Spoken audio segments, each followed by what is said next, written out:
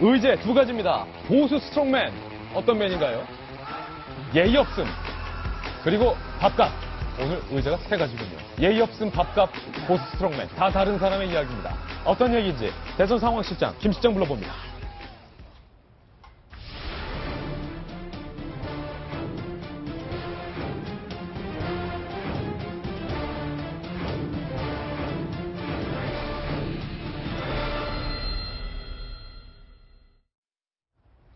네, 전국에 계신 5천만 국민 여러분, 그리고 해외 동포 여러분, 대선 상황실장 김 실장입니다. 대선용 안경 쓰고 나왔습니다. 황교안 권한대행이 대선 불출마하겠다 입장을 밝혔습니다. 궁금한 것 한 가지. 황교안 권한대행이 나름 보수 1등이었는데 불출마하게 된다면 누가 가장 수혜를 받게 되는 걸까? 문재인 전 대표일까? 홍준표 지사일까? 아니면 제3의 인물일까? 여론조사 결과, 그 답을 말해줄 여론조사 결과 오늘 김 실장이 준비했습니다. 대선 상황판에서 만나보시죠. 두 가지 여론조사 결과를 위아래로 준비했습니다. 위에 있는 건 황교안 권한대행이 출마 시의 지지율입니다. 문재인 전 대표가 45.4%, 황 권한대행이 21.6%, 안철수 대표가 16.6%, 기타 등등이었는데 황교안 권한대행이 불출마 시에 이 지지율이 이렇게 변합니다. 문재인 전 대표는 45.4에서 45.5 그대로고요. 안철수 전 대표가 16.6%에서 24.4%로 급상승을 하면서 2위 자리를 지키는 것으로, 2위 자리에 오르는 것으로 조사 결과 응답률이 이렇게 나왔습니다. 반면 유승민 의원에게는 6.0에서 10.1%로 별로 유입이 안 되는 것으로 나왔습니다. 안철수 전 대표가 황교안 권한대행 불출마 시에는 치고 나가는 건데, 윤 실장님, 네. 안철수 전 대표가 혹시 이것을 예측하고 이번에도 또 돗자리를 깐 것 아니냐, 문재인과 나와의 싸움이 될 것이다. 예언 적중 아니냐. 계속 이야기하고 있는 예. 거죠. 본인은 왜 JTBC 인터뷰 나와가지고 그때 손석희 앵커가 뭐 반기문 맞춘 거 이야기하면서 황교안 대행은 어떨 것 같냐라고 하니까 불출마할 것 같다. 그게 대답한 적이 있었어요. 그게 이제 맞아떨어진 건데, 근데 저건 이제 조금 유의하실 게 가상 대결이라는 겁니다. 말하자면은 민주당은 문재인 후보가 이겨가지고 올라오고, 그 다음에 바른당은 유승민 후보가 올라오고 이런 건데, 또 저기 빠져 있는 게 홍준표 지사예요. 예. 한국당에서 홍준표 지사한테 지지율이 꽤 갈 거고, 제가 아침에 여론조사 급하게 나온 걸 보니까 한 3, 4% 뛰는 걸로 아는데, 단순 지지도로 한다면은 문재인 전 대표는 별 영향이 없고, 뭐 홍준표, 안철수, 안희정, 예. 그 다음에 이제 유승민까지 골고루 간다. 그 중에서 홍준표가 좀 더 많이 간다. 근데 저런 이제 3자 구도, 나아가서 양자 구도로 할 때는 분명히 안철수 전 대표가 유리해지는 면이 있을 것이다. 이 정도 정리할 수 있을 것 같습니다. 뚜껑 열어보면 다를 수 있다. 황대만이 안철수 전 대표를 지지 않을 수도 있다. 뭐 이런 얘기도 나와요. 그렇죠. 일단은 기본적으로 안철수 전 대표가 유의미하게 반등에 성공하는 부분들은 인정을 합니다만은 지금 저 상황에서 가장 심각하게 받아들일 사람들은 자유한국당 사람들이죠. 예. 그 자유한국당 측밖의 의원들은 지금 멘붕에 빠진 겁니다. 저기서 볼 수 있듯이 황교안 권한대행이 없는 자유한국당이 어떤 후보가 나와서 홍준표 지사를 얘기하는 사람도 있겠지만 유의미한 지지율을 가지지 못할 거다라는 생각이 들고요.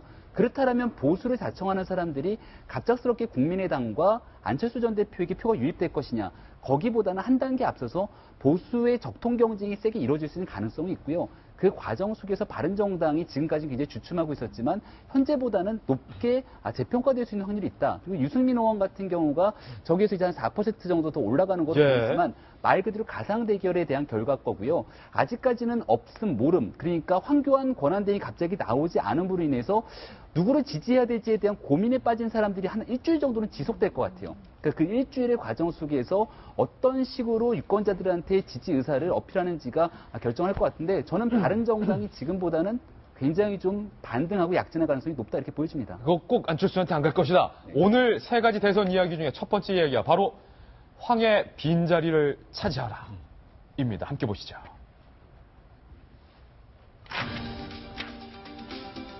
결국에 불출마 선택을 했습니다. 황 권한대행의 불출마 선택에 대해서 잘했다라는 칭찬이 많습니다. 황 권한대행 본인과 주변의 반응부터 들어보시죠. 저의 대선 참여를 바라는 국민들의 목소리가 있다는 것을 잘 알고 있습니다. 국정 안정과 공정한 대선 관리를 위해서 제가 대선에 출마하는 것은 적절하지 않다고 판단하였습니다. 뭐 본인의 결단이시죠. 뭘 어떻게 하겠습니까? 네. 그분이 연예인인가? 흥행을 잘하시기에. 하나는 지지율이 계속 지속되느냐, 또 국민들이 그 출마에 대한 그 의지가 그 요구라 그럴까요? 이거의 강도. 세 번째는 본인의 대권 출마 의지. 이제 마지막 거 하나만 남았습니다. 그래서 본인의 그 대권 도전의 의지가 있느냐의 여부에 달려 있다고 봤는데 결국은 그 의지를 못 가진 거죠. 자유한국당은 상당히 상심한 그런 반응을 숨길 수가 없습니다. 그런데 황권한대행의 불출마 선언을 반색하는 이가 있습니다. 안철수 전 대표가 아니라 바로 홍준표 지사였습니다. 뭐라고 말했냐면 이렇게 말했습니다. 세계가 지금 전부 좌파가 몰락하고 한국 둘러싸고 있는 사람들이 전부 스트롱맨들이에요. 적당히 타협하고 적당히 넘어가는 그런 사람들이 아닙니다. 그런데 한국에서 지도자가 좌파 정부가 탄생을 하면 이 나라가 살 길이 있습니까? 문재인 정권이나 안희정 정권으로 만약 가게 되면 그 정권 자체가 노무현 정부의 이기에 불과합니다. 김광특 조 부장님, 예. 황교안 권한대행의 지지율이 예. 안철수 전 대표에게로 간다라는 여론조사 관측이 하나 있고 예. 아니다, 홍준표 지사에게로 흡수될 것이다 이런 관측이 있습니다. 어느 쪽이라고 보세요? 둘 다 어느 정도 근거가 있는 얘기입니다. 예. 그러니까 왜냐 황교안 권한대행이 빠진 거를 누가 차지하느냐 지금 그게 가장 큰 관심인데 황교안 권한대행은 그동안 중도 보수 세력, 특히 보수 세력을 중심으로 한 그런 지지를 받아왔고 그 중에는 박근혜 전 대통령의 지지층인 태극기 집회 이런 세력들도 꽤 들어 있었는데 이게 흩어지면서 가는데 일단 주로 중도와 보수의 이 노선을 표방해온 주자들한테 가는데 제가 보기에는 그걸 큰 수혜자는 일단 안철수 전 대표와 홍준표 지사가 될 가능성이 높습니다. 예. 근데 이제 누가 더 높게 더 많이 가져가느냐 하는 거는 여론조사에 따라 좀 차이가 있을 거고 그 다음에 이제 안희정 충남지사도 상대적으로 어떻든 약간 요즘에 좀 중도 이념을 제시해왔기 때문에 대연정이라든가 그래서 좀 수혜를 받을 수도 있고요. 또 좀 적게나마 속성은 좀 다르지만 바른정당의 유승민 의원 같은 경우도 약간 오르는 그런 게 있을 수 있을 겁니다. 예, 이 칼럼 홍준표 지사가 스트롱맨이 필요하다라고 말을 했는데 이게 사실은 갈 곳 잃은 보수의 어떤 허전한 마음을 제대로 저격한 거거든요. 스트롱맨이 필요하다. 우리가 사드 봐라, 중국 봐라, 미국 봐라 뭐 이런 거 아니겠습니까? 근데 이 스트롱맨의 그 개념이 뭡니까? 막말하면 스트롱맨입니까? 예. 네, 저는 홍준표 지사가 막말하는 것 외에는 특별히 스트롱맨으로서의 어떤 행위를 해왔었나.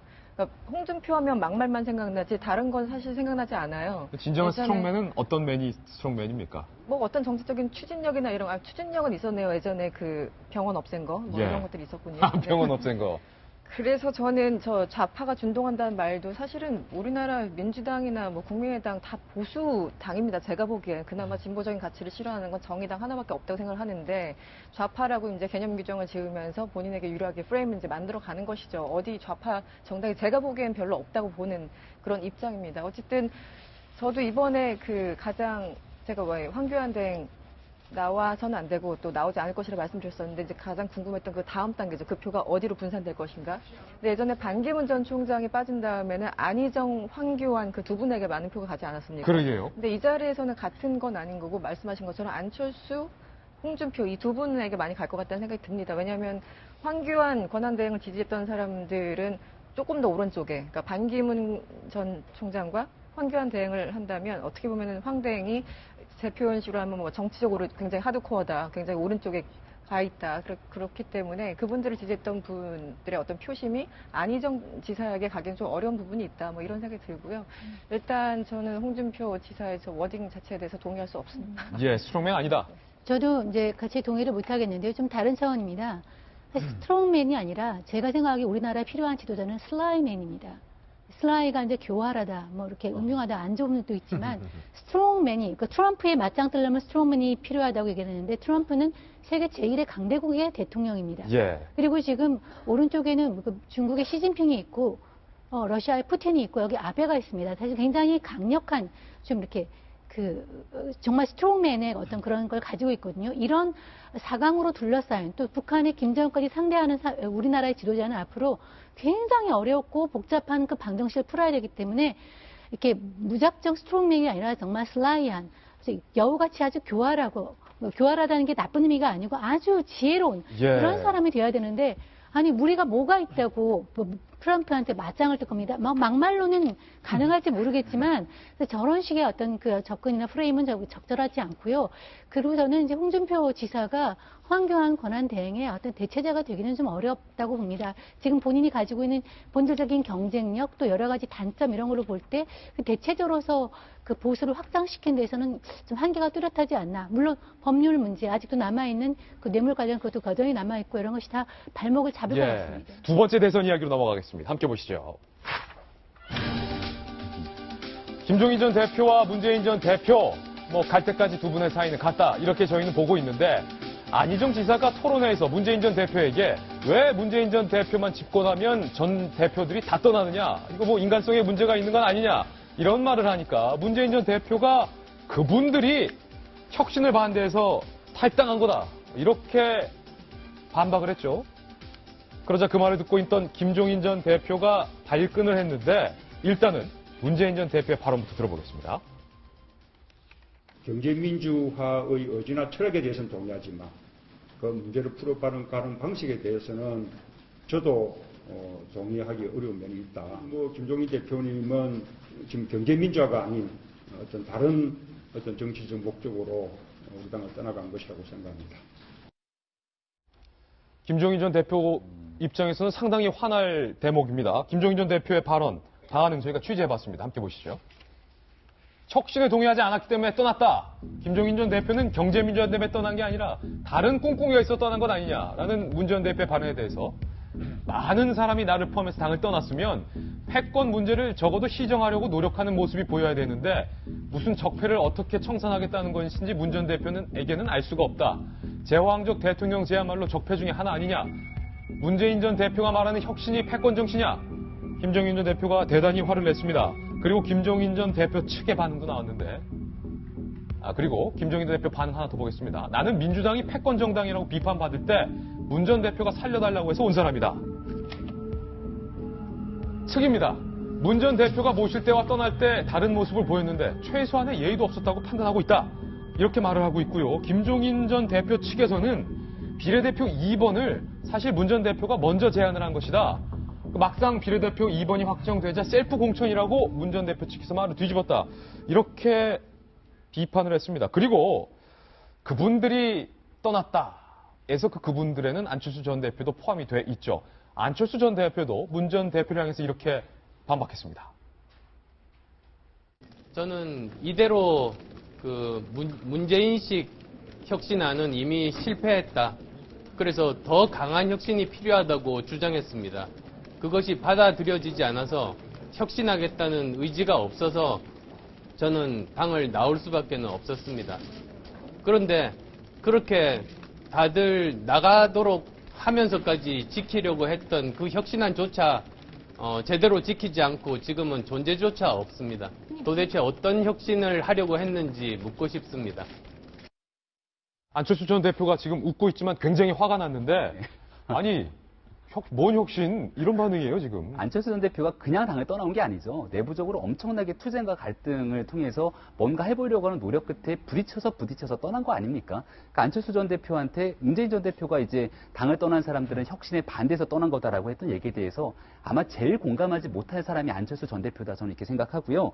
근데 이게 안희정 지사의 질문에 대한 프레임에 걸려갖고서는 문재인 전 대표가 즉석적인 해명을 하고자 했던 얘기인데 그 해명이 좀 적절치 못했던 것 같아요. 그러니까 이 문제는 앞으로 계속해서 끌고 갈 거고 지금 안희정 지사 측으로도 볼 수 있고 민주당의 비문 진영인 변재일 의원이라고 4선 의원이죠. 이분이 이제 뭐라고 얘기했냐면은 아까 김종인 전 대표 얘기 나왔잖아요.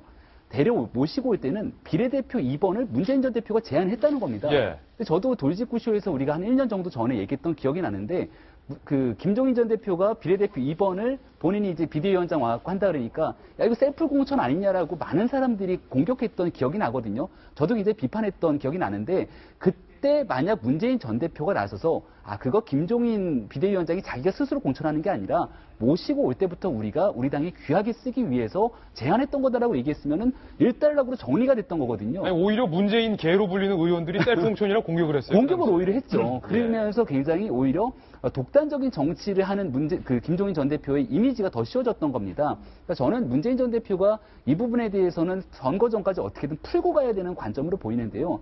제가 가만히 보니까 선거를 앞두고서는 항상 굉장히 많은 인재 영입을 해요. 4.13 총선을 앞두고도 인재 영입을 하지 않았습니까?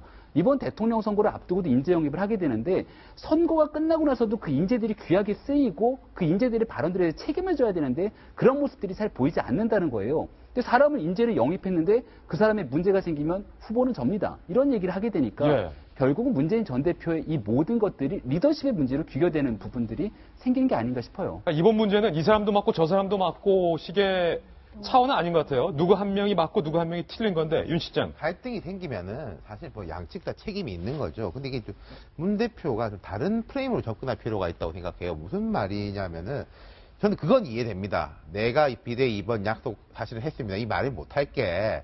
그럼 그 당시에 국민의당이나 이쪽에서 아니 당신이 그럼 이번 해가지고 사람 그렇게 약속해가지고 무슨 자격으로 비례대표 공천을 뭐 다 했단 말이냐. 분명히 그런 프레임이 걸렸을 거예요. 박지원 원내대표, 박지원 이제 국민의당 대표가 어제 약간 추가 폭로를 한 게 아니 1년 전에 나한테 광주에 어디는 누구 공천 주고 비례대표는 누구 공천 주자고 말했었다. 나 그 사람 이름은 못하겠지만 사실 이 당에서 그런 건 비일비재하긴 하거든요. 공식적으로 못할 뿐이지. 저는 그건 이해가 되는데 다른 부분이에요. 제가 오히려 우려되는 것은 그 짐승 논란이 있었을 때 문재인 전 대표가 뭐 그런 식으로 이야기했습니다. 이제는 뭐 그 이야기 하지 않겠다. 그건 맞는 말이에요. 근데 과거 후보 때 이야기를 해서 뭐 하냐. 뗏목을 타고 강을 건넜으면 뗏목은 버려야 된다. 여기에 대해서 저는 되게 좀 안 좋다고 생각해요. 자, 안철수는 뗏목이었다. 김종인도 총선을 건너는 뗏목이었다. 손학규도 혁신과 통합이 우리가 들어올 때 뗏목이었다. 그런 식으로 들릴 수가 있는 거거든요. 그러니까 이 부분에서는 문재인 전 대표가 제가 부족함이 많았습니다. 이걸 이게 계기로 삼아서 더 반성하고 철저하게 대선 기간에 변화된 모습을 보여가지고 국가는 더 잘 꾸리겠습니다. 이런 식으로 가는 게 맞지 않았을까 싶다는 거죠. 뗏목이다, 뗏감이다. 쓰고 버렸는데 뭔 잘못이냐. 이런 태도는 적절치 않다는 건데 지금 상대의 입장에서는 이게 자다가도 벌떡벌떡 일어날 만한 문제거든요. 특히 김종인 전 대표 셀프 2번 비례공천 요 팩트 여부를 분명히 밝혀야 되는 건데 많은 증언이 그때 당시 문재인 전 대표가 직접 김종인 전 대표의 자택에 찾아가서 살려주십시오. 도와주십시오. 얘기를 하면서 비례대표 2번 자리를 약속했었다라는 증언이 많이 나오고 있어요. 보통 했다 안 했다 이게 부딪힐 적에는 했다는 쪽에 무게를 두는 게 좀 맞는 것 같아요. 왜 우리도 어디 그 기자들 가서 이제 브리핑 같은 거 들을 때 나는 못 들었는데 저 옆에 있는 기자는 들었다는 거예요. 그럼 이제 들었다는 사람이 맞는 거고 대충 약간 좀 그런 건데. 근데 또 정치권에서는 워낙 의도적으로 거짓말을 하는 경우가 많기 때문에 사실은 확정할 수는 없습니다. 근데 지금 이제 정황상 보니까 어떻게 보면은 암묵적인 약속이 있었던 것 같긴 하고요. 그런데 저는 그러니까 뭐라고 표현할까요? 제가 어제 말씀드렸듯이 혁신이란 하나의 단어를 문재인 전 대표가 쓰는 혁신과 김종인 전 대표가 쓰는 혁신과 안철수 전 대표가 쓰는 혁신이 같은 단어를 쓰지만 다른 맥락으로 서로 쓰고 있다. 그리고 어떻게 보면은 자기의 어떤 정치적인 이해관계에 의해서 그것을 좀 활용하고 있다라는 측면이 분명히 있거든요. 물론 아까 말씀하신 것처럼 안철수 전 대표도 이제 내부에서 엄청나게 싸우다가 그때 2015년 12월에 탈당을 했는데 그 전에 소위 말하는 10대 혁신한 거 제안하지 않았습니까? 그러면서 혁신 전당대회 하자. 그래서 문 전 대표한테 했는데 문 전 대표가 받지 않았죠. 근데 그 안에서도 사실은 한쪽이 이렇게 부딪힐 적에는 한쪽만 일방적으로 잘못했다기보다는 누가 더 잘못했냐 이런 싸움이 분명히 있는 겁니다. 근데 당시에 안철수 전 대표에 대해서도 분명히 비판하는 게 있었어요. 그러니까 탈당하고자 하는 명분을 쌓기 위해서 저것을 제안한 것이 아닌가. 본인이 얘기하는 혁신안만 혁신인 것인가. 그런 내부에 좀 비판이 또 있었습니다. 김종인 전 대표 같은 경우도 이번에 이제 혁신을 얘기하면서 나오셨지만 경제민주화 얘기하고 순교 얘기하고 하시지만 사실은 저것도 또 하나 이제 사실 패권주의가 싫어서 나오는 것이지만 이번 논란은 문 전 대표 입장이 맞다. 글쎄요. 그러니까 이게 어느 한쪽의 일방적인 주장을 듣기에는 좀 미묘한 부분이 있다라는 겁니다. 어떻게 보면은 경제민주화라는 것도 정말 숭고하게 좋은 가치임에도 불구하고 저는 김종인 전 대표의 경제민주화를 정치적으로 이용하는 측면이 분명히 있다고 보거든요. 그러니까 탈당의 명분을 삼는다던가 이런 등등. 그렇기 때문에 뭐 어느 쪽에 뭐 판정승 이렇게 얘기하는 좀 힘든 측면이 있다고 봅니다. 네. 미묘하게 기류가 김병민 의원과 이 칼럼이 기류가 좀 달라요. 문재인 대표가 틀렸다. 문재인 대표 말이 맞다. 제 얘기는 그렇게 들리는데 문재인 전 캠프에서 영입한 인사가 또다시 논란이 되고 있습니다. 남인순 의원, 선거 캠프의 여성 본부장으로 문 전 대표가 임명을 했는데 남인순 의원의 과거 발언들이 인터넷을 중심으로 논란이 되고 있습니다. 인터넷에 떠돌고 있다는 어록을 저희가 그대로 취재를 해봤는데 함께 보시죠. 커뮤니티에서 떠도는 남인순 의원이 얘기를 했다라고 떠도는 내용들인데 사실 여부는 조금 더 확인을 해봐야 될 것 같아요. 국방부 장관, 참모총장 등을 포함한 군 고위직의 여성 할당제를 실시한다. 이혼 시 재살 분야를 의무적으로 5대5로 하되 남성의 귀책으로 인한 이혼 시에는 9대1까지 비율을 높여야 한다. 모든 사무직은 여성이, 모든 노동직은 남성이 하면 고용 문제가 자연스럽게 해결된다. 이런 것 중에서는 성을 판매하는 여성은 사회적 약자이므로 생활비, 거주지 등을 국가에서 의무적으로 제공할 필요가 있다. 국방 지원 예산을 대폭 삭감해서 여성부 및 여성 단체에 대한 지원금을 확충을 해야 한다. 등의 이른바 남녀 차별적인 그런 발언이다라는 목소리가 인터넷상에서 들리고 있는데 그런데 남인숙 의원 측에게 저희가 취재를 해봤습니다. 이거 발언하신 거 맞습니까? 라고 물어보니까 상당 부분 발언 취지가 왜곡돼 있거나 허위라는 거예요. 하지도 않은 말이 상당수 포함되어 있다. 성대결이 아닌 진정한 남녀 평등을 위한 정책을 준비할 것이다. 라고 해명을 해왔습니다. 그런데 일전에 군 가산점 폐지 문제를 두고 군 가산점을 줘서 안 된다. 이런 주장을 했던 것이 다시 알려지고 있어요. 군 가산점을 줘서는 안 된다는 게 여성단체들은 여성계의 대표적인 주장입니다. 남인순 의원만 한 건 아니에요. 그다음에 성매매에 있어서 성을 매수한 남성은 처벌하지만 여성은 처벌해서는 안 된다는 주장까지는 한 게 맞는데 나머지 지금 우리가 소개했던 5가지 주장 같은 경우는 제가 좀 믿기가 어렵습니다. 확인은 못 해봤지만 페이크 뉴스에 좀 가까운 것 같고요.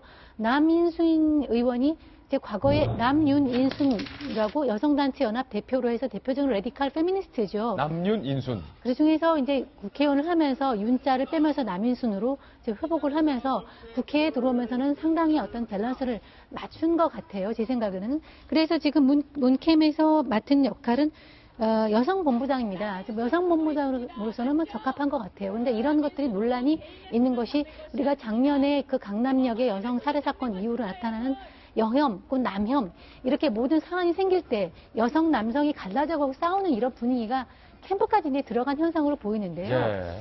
우리가 안 그래도 노소 대결, 그다음에 여러 가지 빈부격차, 여러 가지 사회 문제가 많은데 이런 사안까지 남녀 대별까지 이런 걸로 들어오서 하는 거는 저는 바람직하지는 않은 것 같아요. 싸울 것도 많은데 남녀로 나눠서 싸우지 맙시다. 저희는 60초 광고 후에 다시 돌아와서 인사드리겠습니다. 잠깐만요.